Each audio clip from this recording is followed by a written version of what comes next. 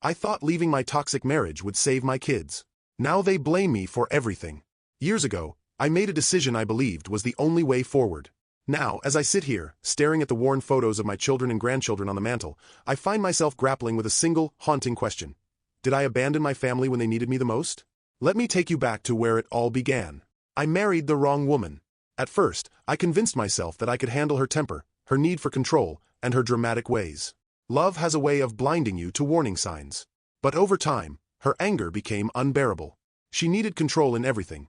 What I ate, what I wore, even how I interacted with friends. And heaven forbid I pushed back. She'd find ways to make me pay. Days of silence, public humiliation, or worse. When we had our first son, I hoped things would change. They didn't. 2 more boys came along over the years, and by the time my eldest turned 9, I was a hollow version of the man I used to be. Every decision felt like walking a tightrope. Any slip could send our lives into chaos. The breaking point came during one of her outbursts. I can't even remember what sparked it. Something as trivial as me working late. She screamed for hours that night, her voice echoing through the walls of the house I had built with my own 2 hands. I watched as my sons cowered in the hallway, wide-eyed, and clutching each other like tiny survivors of some unseen war. That's when I knew. I couldn't stay. The divorce wasn't a mutual decision, of course.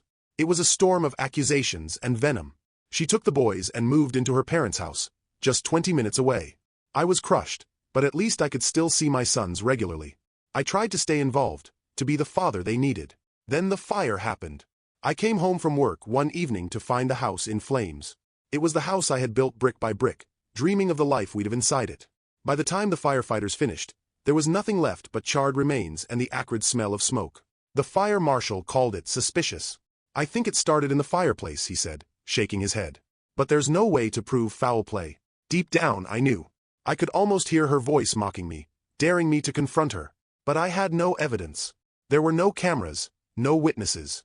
Nothing. I left. I didn't have the strength to rebuild my life in the same place. My job was highly specialized, and back then, opportunities were abundant.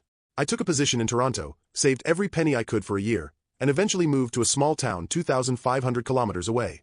It was there I met another woman, kind, gentle, everything my ex-wife wasn't. We married and had a son together. Life moved on. Or so I thought. During summers, my boys from my first marriage would come to visit. I poured everything I could into those summers. We built go-karts, went camping, and stayed up late by the fire sharing stories. For a while, I thought I was making up for lost time. But cracks started to show. My eldest son dropped out of high school shortly after turning 16. When I asked why, he muttered something about needing to help their mom. My calls to her were fruitless. She slammed the phone down every time I tried to dig deeper. Eventually, my younger 2 sons moved in with me for their final years of high school. They thrived in the small town, but I could see the resentment simmering beneath the surface, especially in moments when they fought with their younger half-brother. "You replaced us," my middle son spat during one argument. His words cut deeper than I let on. Years turned into decades. My children grew up, had families of their own, and I became a grandfather 10 times over. I thought we'd moved past the old wounds. I thought summers of laughter and shared memories had healed the rift. But I was wrong. Now, I'm dying. The doctors call it a degenerative condition, but we all know what that really means. Some days I can barely get out of bed. Other days, I feel a fleeting semblance of normalcy. But the bad days are winning. Recently, my youngest son, my only child from my second marriage, confessed something that shattered the fragile peace I'd built in my mind. "Dad," he began hesitantly, sitting at the edge of my bed. "I think my brothers hate me." I blinked at him, surprised. "Why would you say that?" "They think I'm part of your replacement family," he said, his voice cracking. "And they're angry at you for leaving them with her, my ex-wife." Even now, just the thought of her sent a chill down my spine. "What do you mean?" I asked. "They've been talking," he said, looking down at his hands. "They said Mom didn't use the child support for stuff like electricity or running water. They had to make do while you were off starting a new life." I didn't know what to say. My mind raced back to those summers. Summers the first thought had been filled with joy and healing. Had it all been a facade? "They're still angry, Dad," he continued. "And I get it. I really do. But," his voice trailed off. "But what? I don't want to carry that anger. And I don't want to be the reason they feel like you abandoned them." I haven't been able to stop thinking about that conversation. The truth is, I thought I was doing the right thing by leaving. I thought I was protecting myself, and maybe even them, by walking away from the chaos. But now, as I look back, I wonder if I was just running. Did I abandon them to a life of struggle? Did I trade their pain for my own peace? I've debated bringing it up with my older sons.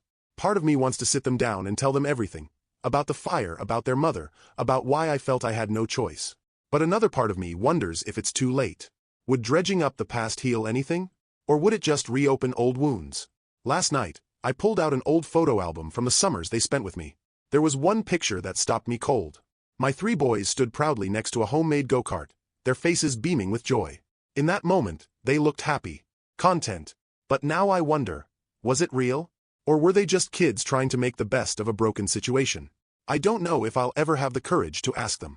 I don't know if they'll ever forgive me, not just for leaving, but for not knowing how bad things were. All I know is that I don't want to leave this world with unfinished business. But I also don't want to cause them more pain. So here I am, caught between the past and the present, wondering if I'll ever find peace. Am I the asshole for walking away from my family? Or did I make the only choice I could at the time?